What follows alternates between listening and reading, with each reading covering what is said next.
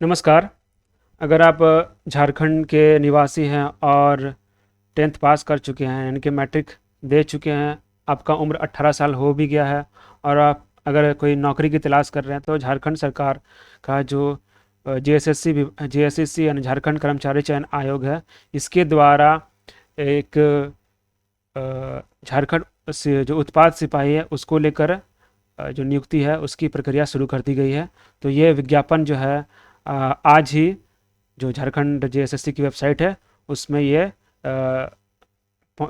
डाला गया जेएसएससी के द्वारा। तो यहाँ पर हम लोग झारखंड उत्पाद सिपाही प्रतियोगिता परीक्षा के बारे में जानेंगे। बेसिक से पहले मैं बता देता हूँ कि इस जो झारखंड उत्पाद सिपाही जो परीक्षा है, इसमें झारखंड जो उत्पाद सिपाही है उसकी भर्ती होनी है।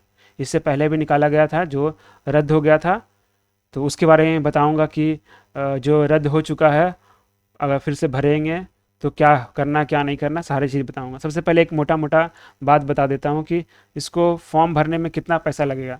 तो फॉर्म भरने में फ़ी लगेगा 100 रुपया लगेगा सामान्य को, जितना भी जनरल है वो सबको, और ओबीसी को भी 100 रुपया लगेगा, ठीक है। लेकिन अगर SC ST हैं, अगर SC ST हैं तो आपको फॉर्म भरने के लिए 50 रुपये लगेंगे। और अगर आप पहले वाले पुराने वाले हैं 2022 में जो वैकेंसी निकला था उसको अगर आप भर चुके हैं तब आपको नया कोई पैसा देने का ज़रूरत नहीं है। आप पुराने वाले जो रजिस्ट्रेशन नंबर है वो आपका ईमेल आईडी अगर वो डाल दोगे तो आपको कोई पैसा नहीं लगेगा। जो फॉर्म था वही फॉर्म जो है बिना पैसा का वो भरा जाएगा। उसके बाद बात करते हैं टोटल वैकेंसी कितना है इस बार। तो अगर वैकेंसी की बात करें तो 583 वैकेंसी है। 583 वैकेंसी है इस फॉर्म के अंतर्गत जो जेएसएससी के जो इस ब्राउचर है उसमें दिया गया है 583। हम लोग जानेंगे कि 583 में कितना जनरल का है, कितना ओबीसी का, कितना SC ST का है, उसको भी देखेंगे। तो मोटा मोटी दिमाग में रखना है 583 वैकेंसी है, 100 रुपये पैसा लगेगा। और कौन लोग भर सकते हैं, क्या सभी लोग भर सकते हैं? तो जो व्यक्ति 10th पास हो चुका है, मैट्रिक पास हो चुका है और उसका रिजल्ट आ चुका है, ये फॉर्म भरने का जो अंतिम तिथि है वहाँ तक रिजल्ट आ जाएगा, और उस जिसका उम्र 18 साल हो चुका है तो वो सब इस वैकेंसी को, इस फॉर्म को फिलअप कर सकते हैं, ठीक है।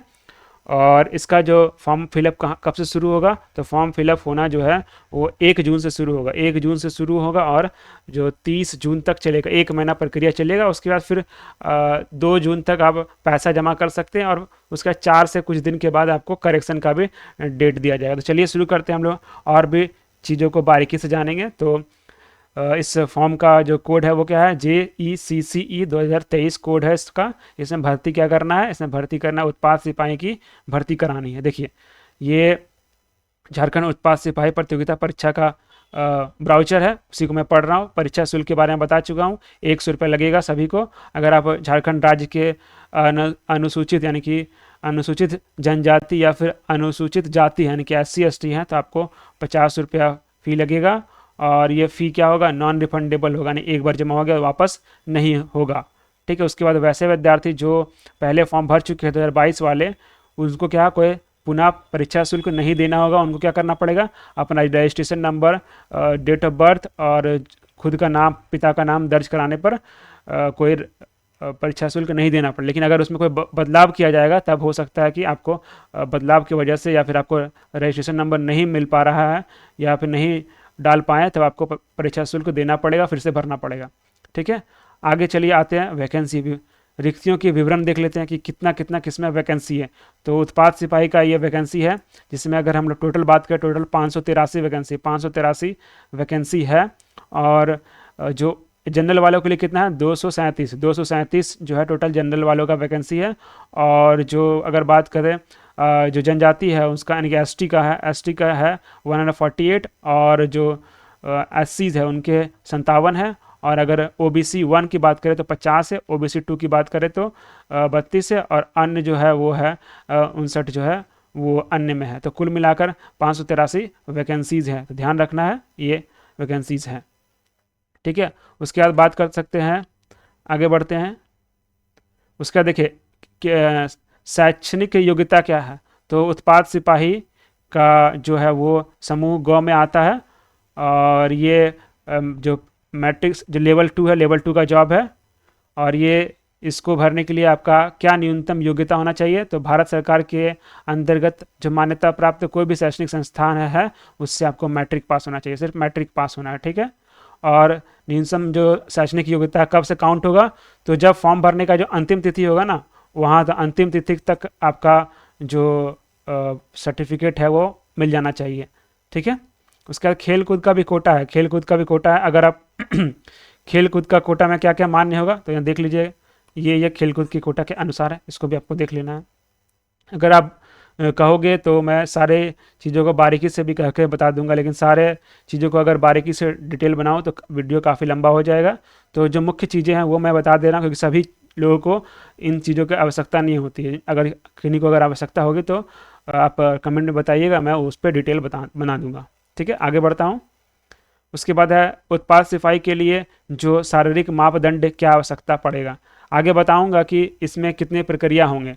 ऐसे बता देता हूँ, स्टार्टिंग में 3 फेज़ होंगे, तीन फेज होंगे, 1 2 3 फेज होगा। पहला फेज जो होगा वो फिजिकल होगा, उसके बाद आपका रिटेन होगा, उसके बाद आपका मेडिकल होगा, फिजिकल होगा, ठीक है।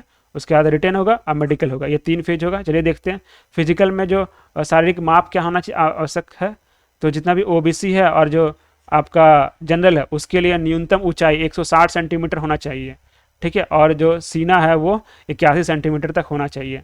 उसके बाद जो SC/STs है उनका हाइट है 155 और न्यूनतम सीना है 69, ठीक है, 79 है, 79, ठीक है। उसके बाद OBC 1 OBC 2 जो है उसका न्यूनतम ऊंचाई होना चाहिए 160 160 और जो सीना होना चाहिए वो 81 होना चाहिए, ठीक है।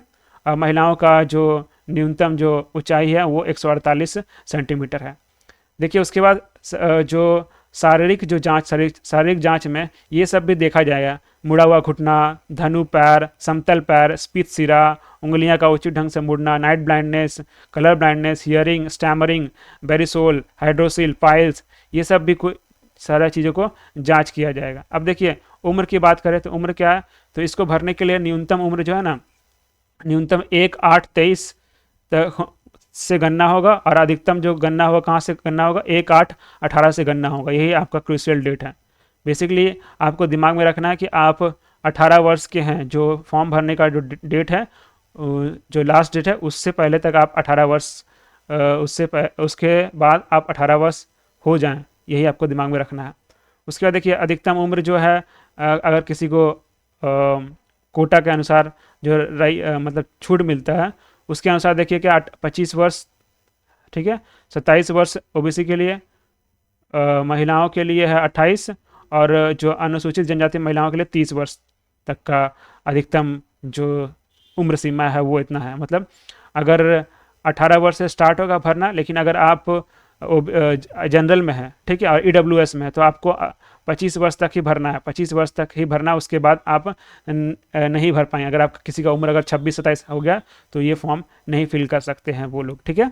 उसके बाद अगर जो ओबीसीज है, ओबीसीज में अगर आपका 27 से ऊपर हो गया तो आप नहीं भर सकते, मतलब ओबीसी वाले को 2 साल का यहाँ पर छूट है। उसी प्रकार से अगर महिला है, महिला अगर किसी में वर्ग में है, या तो ओबीसी है या फिर जनरल में है, तो उनको भी 28 वर्ष तक भर सकते हैं वो। और अगर आप SC/STs हैं तो आप अगर साथ में पुरुष और महिला दोनों के लिए 30 वर्ष तक भर सकते हैं, ठीक है। ये अधिकतम उम्र की गणना हो गई, ठीक है। उसके बाद देखिए प्रमाण पत्र के बारे में यहाँ बताया गया, प्रमाण पत्र के बारे में, ठीक है, ये सब देख लेना है। ये प्रमाण पत्र के बारे में डिटेल्स है, जाति प्रमाण पत्र के बारे में है। अब आता हूँ मैं जो एग्ज़ाम प्रक्रिया है, आवेदन के लिए जो डेट खुलेगा वो 1 जून से भराएगा और 30 जून तक ये प्रक्रिया चलेगा। देखिए यहाँ पर एक सेकंड,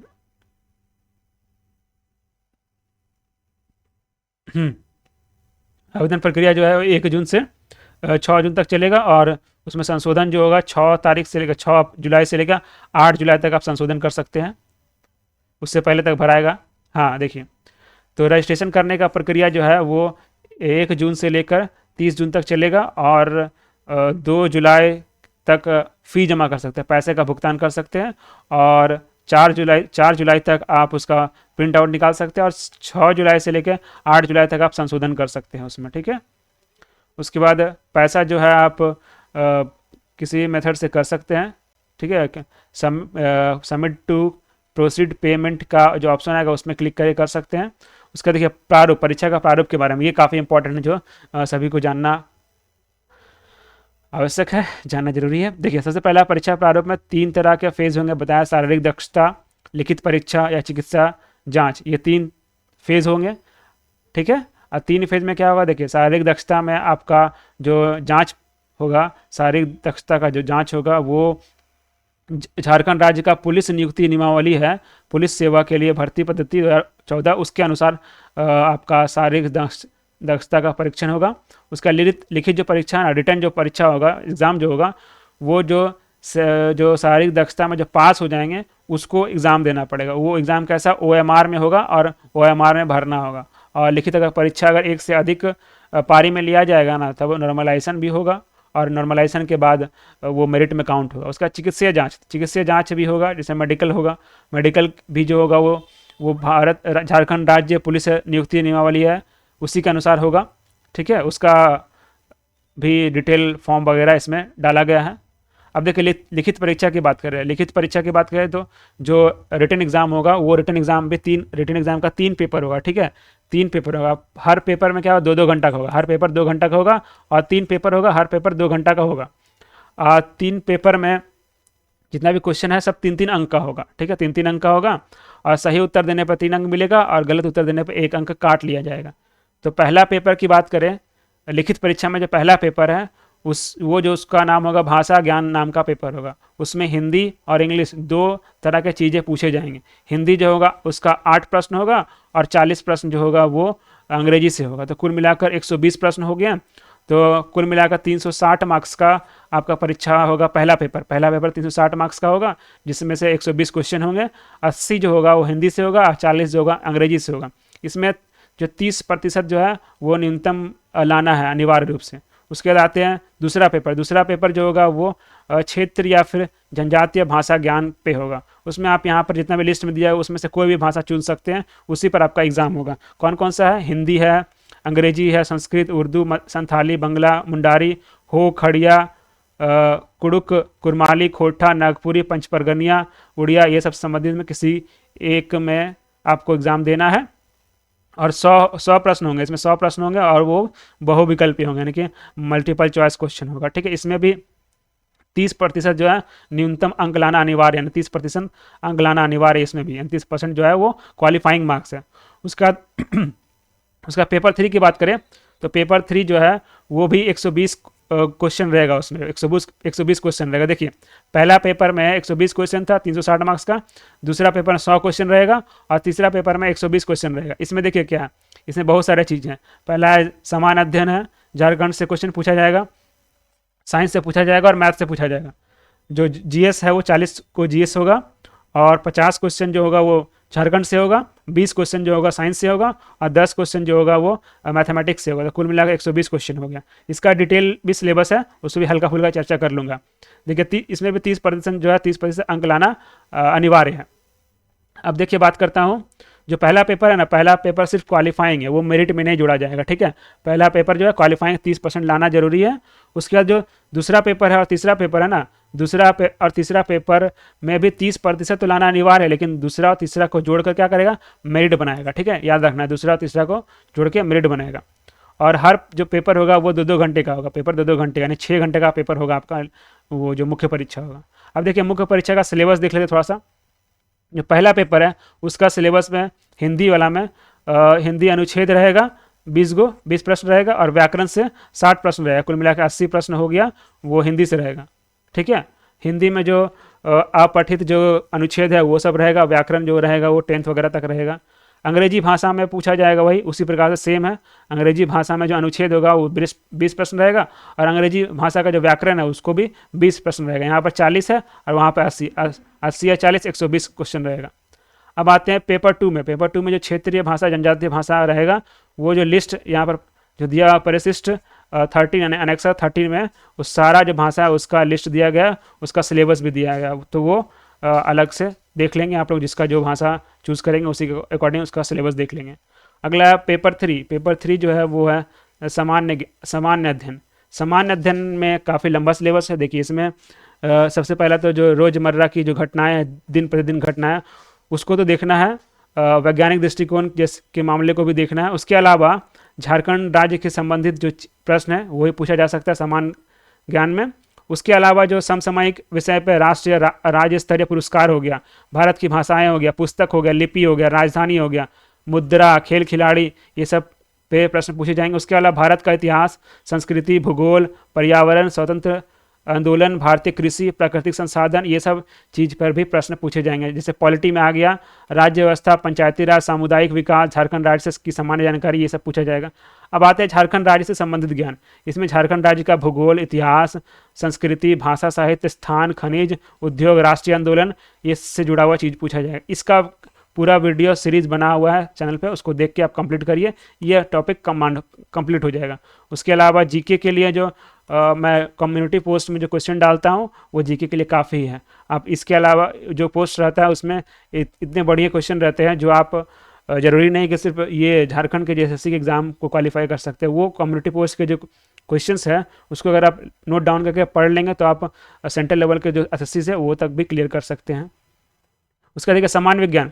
सामान्य विज्ञान में भी जो दिन प्रतिनिधि के जो अवलोकन करने वाले जहाँ विज्ञान का इस्तेमाल होता है वो सब आएगा। मेनली 10th बेसिस का जो 10th तक जो आप साइंस पढ़े थे उससे ही पूछा जाएगा। उसका मैथ, सामान्य जो गणित है, मैथ भी जो है ना क्लास 10 तक 10वीं तक जो मैथ पढ़े थे उसी से क्वेश्चन आएगा। अब देखिए शारीरिक दक्षता में बात कर रहे हैं दौड़ वगैरह के लिए कितना क्या दौड़ना है। शारीरिक दक्षता में पुरुषों के लिए 10 किलोमीटर दौड़ना है 60 मिनट में, 1 घंटा में 10 किलोमीटर दौड़ना है। महिलाओं को 5 किलोमीटर दौड़ना है 40 मिनट में, ठीक है। उसके अलावा भी जो और भी शारीरिक दक्षता का जो परीक्षण होगा वो एनेक्सर 10 में दिया है, उसको भी डिटेल से देख लेना है। अब देखिए चिकित्सीय जांच भी होगी। चिकित्सीय जांच में ये सब चीज़ों को जांचा जाएगा और डिटेल जो है इसका फॉर्म वगैरह एनेक्सर में डाला गया है, ठीक है। तो इस तरह से परीक्षा होगा। और परीक्षा में जो पेपर 2 है, पेपर 3 है, यानी कि जो लैंग्वेज वाला को छोड़कर, यानी कि जो ऑप्शनल पेपर जो भाषा वाला था वो वाला और जो जीएस पेपर था वो दोनों मिला के मेरिट बनेगा, ठीक है। अगर एक से अधिक पाली में एग्ज़ाम लिया जाएगा तो नॉर्मलाइजेशन होगा। उसके बाद कॉमन मेरिट लिस्ट बनाया जाएगा। उसी मेरिट लिस्ट के आधार पे आप लोगों को चयनित किया जाएगा, ठीक है। अगर किसी का अगर समान एक जैसा मार्क्स आ गया तो जो जिसका जन्म तिथि कम होगा यानी कि जो बड़ा होगा, ठीक है, उसको प्रायोरिटी दिया जाएगा। ज़्यादा होगा उसको प्रायोरिटी दिया जाएगा। अगर जन्म तिथि मैच कर गया तो मैट्रिक का जो मार्क्स है उसके आधार पर चयनित किया जाएगा। उसके बाद देखिए क्या न्यूनतम अंक लाना कितना अनिवार्य है। 40% कुल मिला के मेधा सूची में शामिल होने के लिए 40% किसके लिए, अनरिजर्व के लिए यानी कि जनरल वालों के लिए। SC STs के लिए 32% महिला के लिए, OBC के लिए 34% है और OBC 2 के लिए 36 यानी कि 37.36% अनिवार्य है। और आदिम जनजाति के लिए 30% है और EWS के लिए 40% है लाना मेधा सूची में अनिवार्य प्रतिशत। प्रमाण पत्र के बारे में यहाँ डिटेल से दिया गया। तो इस प्रकार से और जो चीज़ें हैं वो आप लोगों को देखना है। इसका जो PDF है वो भी मैं डाल दूँगा लिंक में, अपने टेलीग्राम चैनल पर डाल दूँगा, आप वहाँ से भी देख सकते हैं और इसको अटैच भी कर दूँगा मैं डिस्क्रिप्शन में। इसके अलावा भी अगर कोई आपको डिटेल वीडियो चाहिए तो आप कमेंट में लिख के बताइएगा, मैं बनाने की कोशिश करूँगा। धन्यवाद।